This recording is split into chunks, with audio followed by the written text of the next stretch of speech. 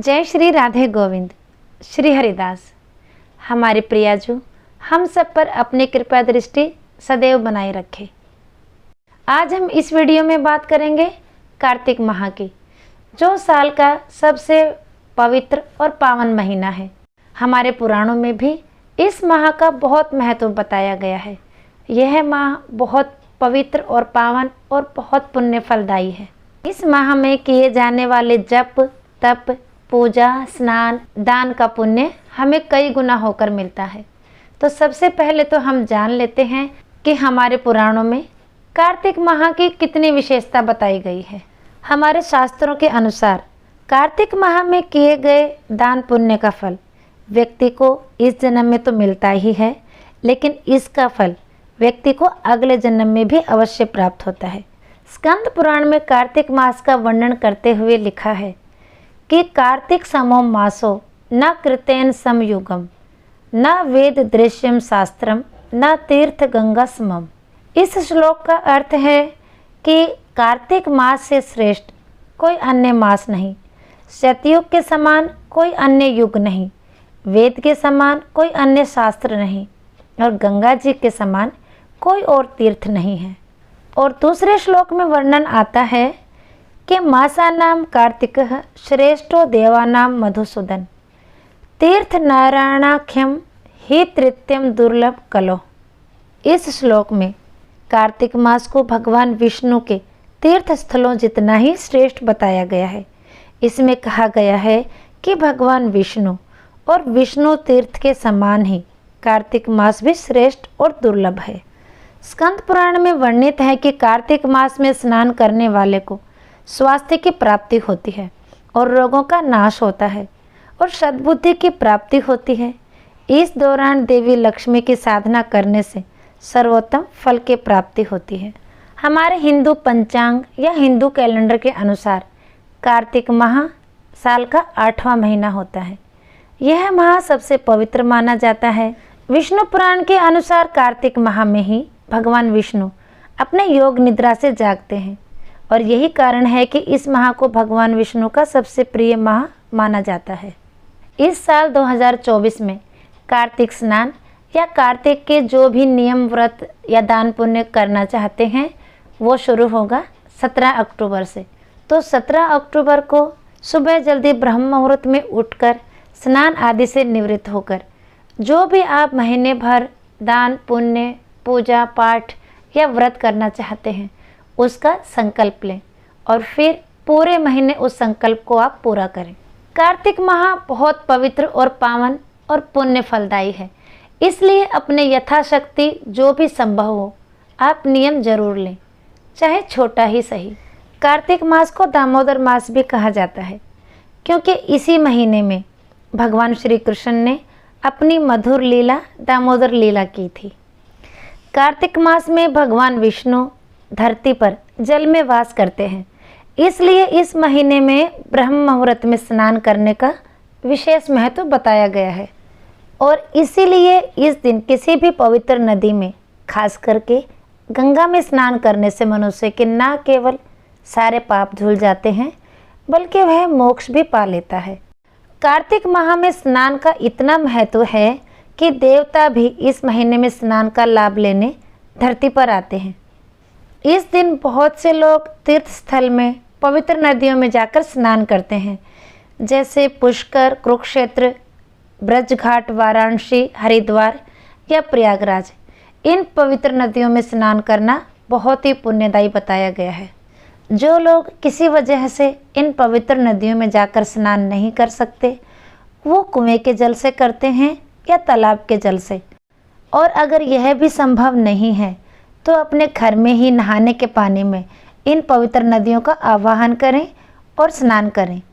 और अगर आपके पास पवित्र नदियों का जल है तो अपने नहाने के पानी में वो जल डालें और फिर उससे स्नान करें, तो आपका गंगा स्नान ही माना जाएगा। अगर आपने कार्तिक स्नान का नियम लिया है तो कार्तिक स्नान सुबह ब्रह्म मुहूर्त में ही किया जाता है। और अगर आप पवित्र नदियों में जाकर स्नान कर रहे हैं तो स्नान के बाद सूर्य देव को अर्घ्य देना चाहिए और उसके बाद गंगा जी के सामने एक दीपक जरूर जलाना चाहिए।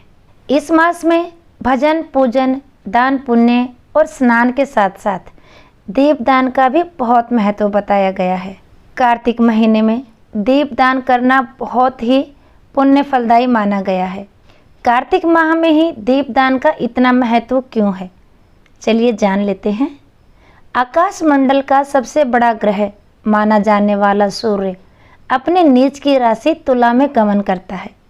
इस वजह से वातावरण में अंधकार पांव पसारने लगता है, यानी अंधकार फैलने लगता है। इसलिए इस पूरे मास में दीपक जलाने, जप, तप और दान, स्नान का विशेष महत्व बताया गया है। दीपदान कहाँ और कैसे करना है ये जानने से पहले दीपदान करने की विधि जान लेते हैं। दीपदान करने के लिए हम कोई भी दीपक ले सकते हैं, चांदी का, पीतल का, तांबे का या मिट्टी का। उन सब दीपक को अच्छे से साफ कर ले। अगर मिट्टी का दीपक आप दीपदान के लिए लेते हैं तो हर रोज़ नया दीपक लेना है, और अगर धातु का लेते हैं तो वही दीपक धुल के साफ करके दोबारा जला सकते हैं। अगर आप दीपदान के लिए मिट्टी का दीपक लेते हैं तो उस दीपक को कुछ घंटों के लिए पानी में भिगो कर रख दें। उसके बाद पानी से निकाल कर दीपदान करें। ऐसा नहीं करने से जो भी आप तेल या घी डालेंगे वो सारा सोख लेगा। उसके बाद शाम के समय सूर्यास्त के बाद यानी प्रदोष काल में दीपक, तेल, गाय का घी और बत्ती, चावल या गेहूं लेकर मंदिर जाएं या जहां भी आपको दीपदान करना है वहां जाएं और दीपदान करें। घी में रुई की बत्ती तथा तेल के दीपक में लाल धागे या कलावे की बत्ती इस्तेमाल करें। यह ध्यान रखें कि दीपक को सीधा ज़मीन पर नहीं रखते। दीपक जलाने से पहले उसको आसन दें। दीपक को आसन देने के लिए पहले चावल, गेहूं या सप्त धान्य रखें।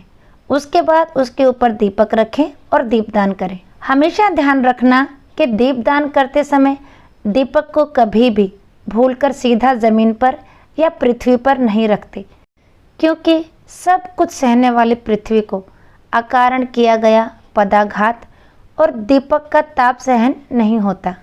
पद्म पुराण के अनुसार जो देवालय में, नदी के किनारे, सड़क पर दीपदान करता है उसे सर्वतोमुखी लक्ष्मी प्राप्त होती है।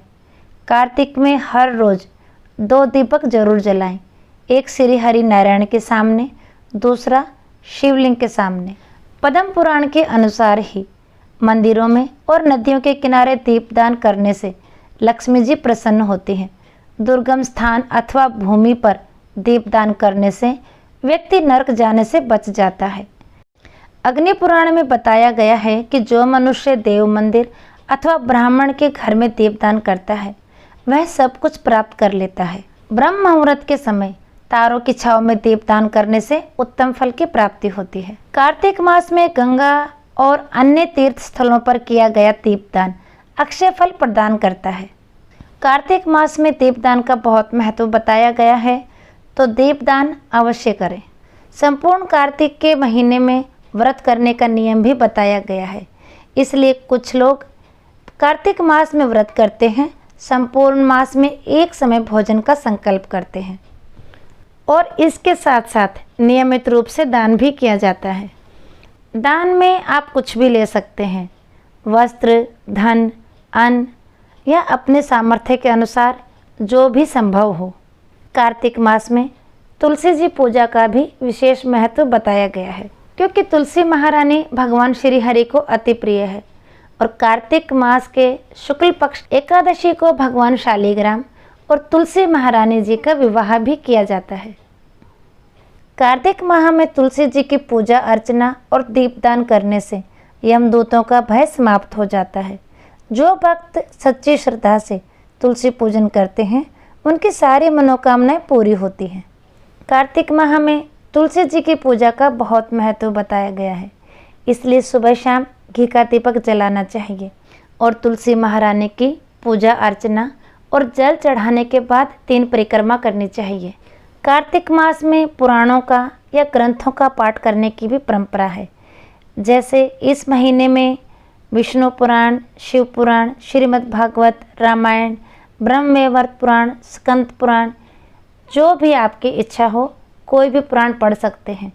इससे क्या होगा कि ये पुराण पढ़ने से हमारी बुद्धि, हमारी आत्मा शुद्ध रहेगी।